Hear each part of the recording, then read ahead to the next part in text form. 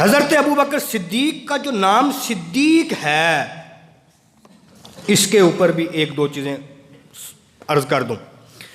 ان عائشہ رضی اللہ تعالی عنہ قالت جاء المشركون الى ابی بکر فقالوا هل لك الى صاحبك يزعم انه اسرى به الليل الى بیت المقدس قال وقال ذلك قالوا نعم فقال لقد صدق انی لا اصدقه بل بعد من ذلك بخبر السماء۔ جب حضور معراج کو تشریف لے گئے نا تو واپس آئے، میرے حضور نے فرمایا صحابہ میں نے آج رات کو حرم سے لے کر بیت المقدس کی سیر کی اور بیت المقدس سے میں عرش اولیٰ تک گیا۔ صحابہ نے جب یہ بات سنی تو صحابہ صاحب ایمان تھے، تصدیق کی۔ حضرت صدیق اکبر موجود نہ تھے محفل میں۔ مشرکین نے جب یہ بات سنی طرح طرح کے باتیں لگے کرنے اور دوڑ کے حضرت ابوبکر صدیق کے پاس گئے، کہنے لگے اگر کوئی بندہ یہ کہے میں راتوں رات ادھر سے بیت المقدس گیا، وہاں سے پھر عرش کی سیر کی اور کنڈی بھی ہلتی رہی، کیا آپ اس چیز کو مان سکتے ہیں؟ حضرت ابوبکر نے فرمایا، کہا باتیں بعد میں ملاؤ، بتاؤ یہ بات کہی کس نے ہے؟ کہنے لگے جس پر تم ایمان لائے، جس کو نبی مانتے ہو، اس محمد نے یہ بات کی ہے صلی اللہ علیہ وسلم۔ حضرت صدیق اکبر نے فرمایا، کہا اگر یہ بات میرے نبی نے کہی ہے تو جو کہا ہے سچ کہا ہے۔ وَصَدَّقَ، جیسے ہی تصدیق کی اللہ پاک نے حضرت صدیق کا نام ابو بکر سے نام چینج کر کے صدیق کر دیا۔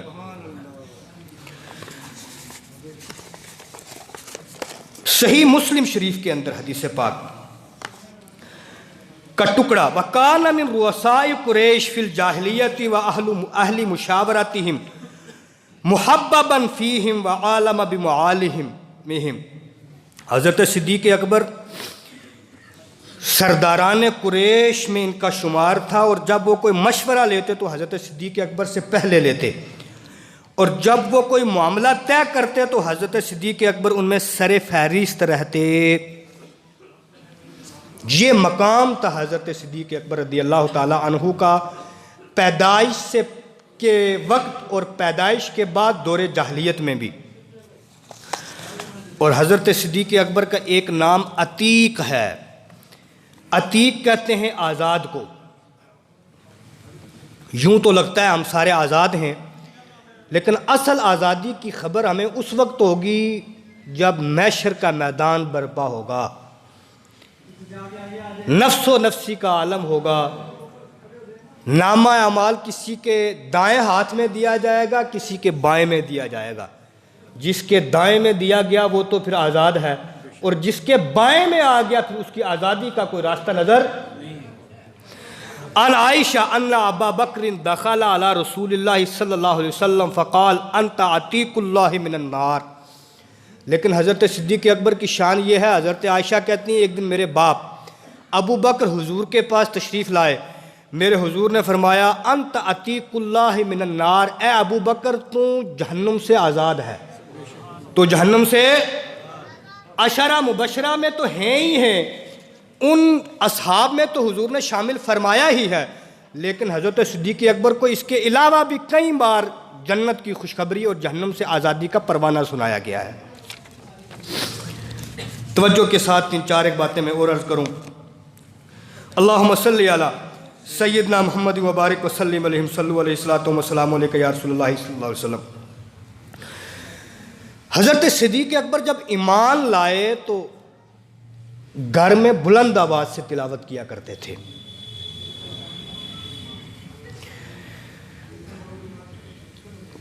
کفار مکہ نے کہا آپ تاجر ہیں،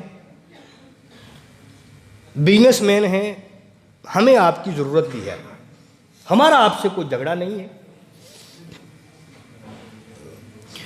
آپ ایک کام کریں کہ تلاوت قرآن جب آپ گھروں میں کرتے ہیں تو اس تلاوت کو تھوڑا آہستہ فرما لیں، آپ کی جائیداد بھی بچ جائے گی، یہ آپ کی مارکیٹ بنی ہوئی ہے، بزنس پلیس ہے آپ کا، یہ بھی قائم رہ جائے گا۔ حضرت صدیق اکبر نے فرمایا نہ، میرا ایمان بھی بچا رہے، تلاوت قرآن آہستہ کرنا بھی جائز ہے، لیکن جب حضور سے دل لگایا ہے، قرآن پڑھنے میں مزہ آتا ہے، پھر آستہ کیوں پڑھنا؟ جائیداد ہی تو جا رہی ہے نا، مال ہی جا رہا ہے، پیسہ جا رہا ہے، بزنس پوائنٹ جا رہا ہے، کوئی بات نہیں، چھوڑا نکل گئے۔ جب چلے گئے تو راستے میں ابن دغنہ ایک شخص ہے، قبیلے کا سردار تھا، حضرت صدیق اکبر کو وہ بزنس ویو پوائنٹ سے جانتا تھا، روکا راستے میں، حبشہ کی طرف ہجرت کر کے جا رہے تھے، روکا، تفصیل پوچھی کیا مسئلہ ہے؟ فرمایا میں ایمان لایا ہوں اور اہل ایمان کے اوپر مکہ کے اندر مظالم زیادہ ہیں، میں مکہ کو چھوڑ کے جا رہا ہوں۔ ابن دغنہ نے کہا آپ کو کوئی نہیں چھیڑے گا، آپ رک جائیں، اس لیے کہ آپ کے اندر یہ خصائل ہیں، یہ اوصاف بیان کیے۔ فرمایا فَإِنَّكَ تَكْسِبُ الْمَعْدُومَ وَتَصِلُ الرِّحْمَ وَتَحْمِلُ الْكَلَّ وَتَقْرِئُ الضَّيْفَ وَتَعِينُ عَلَى نَوَائِبِ الْحَقِّ۔ فرمایا آپ لوگوں کو کما کر کھلاتے ہیں، صلہ رحمی کرتے ہیں، کمزوروں کا بوجھ اٹھاتے ہیں، مہمان نوازی کرتے ہیں اور حق کی راہ میں آنے والی مصیبتوں کے موقع پر لوگوں کی مدد کرتے ہیں۔ یہ بات کس نے بیان کی؟ کافر نے۔ کہا آپ واپس چلے جائیں۔ کہاں؟ مکہ میں، آپ کو کوئی نہیں چھیڑے گا۔ حضور کے جانثار حضرت صدیق اکبر واپس مدینہ مکہ پاک تشریف لے آئے، حبشہ کے راستے سے۔ جب واپس آئے پھر سے آ کے بلند آواز سے قرآن کی تلاوت شروع کر لی۔ ابن دغنہ سے کفار کی بات ہوئی، کہا ہمارا ان سے جھگڑا تو کوئی نہیں، ایمان لائے ہیں کوئی بات نہیں، لیکن مسئلہ یہ ہے کہ یہ بلند آواز سے قرآن پڑھتے ہیں، ہم ان سے کہتے ہیں آہستہ پڑھا کریں۔ صحیح بخاری شریف میں باب الکفالہ میں یہ حدیث پاک موجود ہے۔ حضرت صدیق اکبر نے فرمایا، کہا نہ، میں نے تلاوت بلندی آواز سے کرنی ہے، مجھے مکہ چھوڑنا گوارا ہے۔ مکہ کو چھوڑ کے پھر تشریف لے گئے۔ توجہ کے ساتھ میں، اب ٹائم کم ہے، میں آخری دو باتیں عرض کر کے میں اپنی بات کو ختم کر دوں۔ حضرت عمر رضی اللہ تعالیٰ عنہ سے روایت ہے، کہتے ہیں لو وزن ایمان ابی بکر بایمان اہل الارض لرجح بہم، اگر ایک پلڑے میں پوری دنیا کے مومنوں کا ایمان رکھا جائے، ایک میں خالی حضرت ابو بکر صدیق کا رکھا جائے، لرجح بہم، حضرت صدیق اکبر کا ایمان پورے اہل ایمان کے ایمان سے زیادہ بھاری نکل جائے گا۔ اور پھر یا ابا بکر ان اللہ آتانی ثواب من آمن لی منذ خلق آدم، حضور فرماتے ہیں الا ان بعثنی، فرمایا اے ابو بکر اللہ پاک مجھے حضرت آدم علیہ السلام سے لے کر مجھ تک جو لوگ ایمان لے کر آئے، اللہ پاک مجھے ان سب کا ثواب عطا فرمائے گا۔ کب سے لے کر آج تک جو لوگ ایمان لائے، اللہ پاک ان سب کا ثواب کیا کرے گا؟ مجھے عطا فرمائے گا۔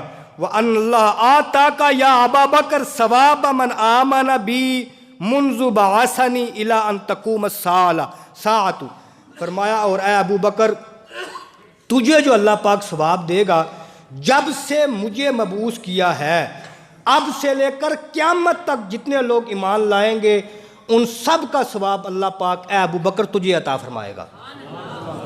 جو لوگ کہتے ہیں نا کہ خالی صدقات خیرات کا ثواب ملتا ہے، میں کہتا ہوں بھائی صاحب جو آپ ایمان لائے ہو اس کا ثواب بھی حضرت ابو بکر صدیق کو جا رہا ہے، اور جو قرآن پڑھ کے اس حال ثواب کرتا ہے اس کی تو بات ہی کیا ہے۔ جو خالی ایمان لائے ہو اس کا ثواب بھی کس کو جا رہا ہے؟ ابو بکر صدیق رضی اللہ تعالی عنہ کو۔ اب توجہ کے ساتھ میں آخری بات عرض کر کے، حضرت علی رضی اللہ تعالی عنہ فرماتے ہیں ان ابی جحیفہ قال سمیت علی یقول الا اخبرکم بخیر هذه الامہ بعد نبیہا ابو بکر۔ جو لوگ کہتے ہیں حضرت علی دمادم مست کلندر علی دا پہلا نمبر، وہ حضرت علی کی زبان سے یہ بات سن لیں۔ حضرت ابی جحیفہ سے روایت ہے، کہتے ہیں میں نے حضرت علی سے سنا، فرماتے ہیں الا اخبرکم بخیر هذه الامہ، کیا میں تمہیں نبیوں کے بعد اس امت کے سب سے بہترین شخص کے بارے میں خبر نہ دوں؟ پھر فرمایا ابو بکر نبی حضور کے بعد افضل الخلق اس امت کا سب سے بہتر جو شخص ہے اس کا نام ابو بکر صدیق ہے۔ یہ کس کا فرمان ہے؟ حضرت علی رضی اللہ تعالی عنہ کا۔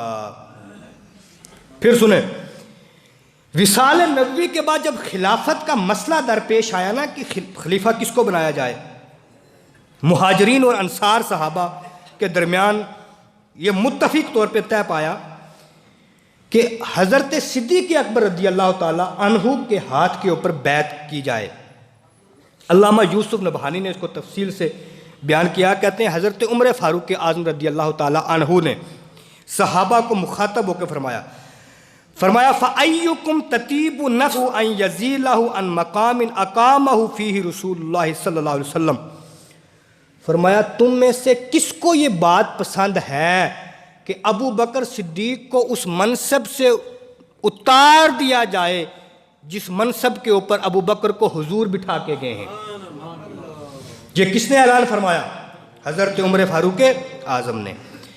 فقالوا كلهم، تو تمام صحابہ نے متفق ہو کر، مہاجرین نے بھی اور انصار نے بھی، کلنا لا تطیب انفسنا نستغفر اللہ، کہنے لگے ہم میں سے کسی کو یہ گوارا نہیں ہے، اللہ پاک سے ہم پناہ چاہتے ہیں کہ جو فیصلہ حضور فرما گئے، جس کو حضور خلیفہ اول قائم کر کے چلے گئے، ہم اللہ کی پناہ چاہتے ہیں کہ ہم اس فیصلے کے اندر رکاوٹ پیدا کر کے کسی اور کو خلیفہ قائم کریں۔ یہ صحابہ کا، مہاجرین اور انصار کا متفق علیہ فیصلہ ہے کہ خلیفہ اول کون ہیں؟ حضرت صدیق۔ اب آخری بات عرض کروں، ٹائم کم ہے۔ اما ابو بکر رضی اللہ عنہ فمن کراماتہ انہ لما حملت جنازتہ الی باب قبر النبی صلی اللہ علیہ وسلم ونودی السلام علیک یا رسول اللہ ھذا ابو بکر بالباب فاذا الباب قد انفتح واذا بحاتف یحتف۔ حضرت ابو بکر صدیق نے وصیت فرمائی، کہا جب میرا وصال ہو جائے تو میرے جنازے کو لے کر روضہ رسول کے سامنے رکھ دینا اور کہنا السلام علیک یا رسول اللہ۔ سب بولیں، کیا کہنا؟ السلام۔ جو لوگ یہ کہتے ہیں حضور کی ظاہری زندگی میں کہنا جائز تھا، بابا حضور مزار کے اندر آرام فرما رہے ہیں اور ابو بکر صدیق خلیفہ اول وصیت فرما رہے ہیں کہ کیا کہنا؟ السلام علیکہ یا رسول اللہ۔ یہ وہی سلام ہے جو ہم سنی فخر سے پڑھتے ہیں۔ ونودی، اور ندا دی گئی، السلام علیکہ یا رسول اللہ، اے اللہ کے رسول آپ پر سلام ہو۔ ھذا ابو بکر بالباب، یہ ابو بکر دروازے کے اوپر ہے۔ یہاں رک کر ایک بات اور بتاؤں، زمین میلی نہیں ہوتی، زمن محمد کے غلاموں کا مرتے ہیں وہ جو ہم جیسے گنہگار ہوتے ہیں، جو نیک صالحین ہوتے ہیں مرنے کے بعد ان کی نئی زندگی شروع ہوتی ہے۔ حضرت ابو بکر صدیق نے یہ نہیں کہا کہ یہ کہنا کہ ابو بکر کا جنازہ دروازے کے اوپر کھڑا ہے، کہنا کیا تھا؟ جنازہ، لیکن کیا کہا؟ کہنا ھذا ابو بکر بالباب، یہ ابو بکر دروازے کے اوپر ہے۔ ابو بکر کو ادھر موت آئی، ادھر پھر سے کیا ہے؟ زندہ ہیں۔ یہ ابو بکر دروازے کے اوپر ہے۔ فَإِذَا الْبَابُ قَدْ انْفَتَحَ، اتنے میں دروازہ کھل گیا۔ وَإِذَا بِحَاتِفٍ يَحْتِفُ مِنَ الْقَبْرِ، پھر قبر سے کوئی آواز دینے والا آواز دیتا ہے، ادخلوا الحبیب الی الحبیب، حبیب کو حبیب کے پاس لا کر لٹا دو۔ اور یہاں رک کر میں حوالہ دینا ضروری سمجھتا ہوں، جس حدیث کو مفسر تفسیر کے تحت ذکر فرما دے، پھر اس حدیث کی سند کے اوپر بات کرنے کی گنجائش نہیں رہتی۔ یہ اصول ہے۔ یہ کیا ہے؟ یہ کیا ہے؟ اصول۔ جس حدیث کو مفسر تفسیر کے تحت لے آئے، اس کو تفسیر کبیر میں امام فخر الدین رازی نے، تفسیر نیشہ پوری، تفسیر رازی سورۃ الکہف آیت نمبر 9 کے اندر اس قول کو نقل فرمایا ہے۔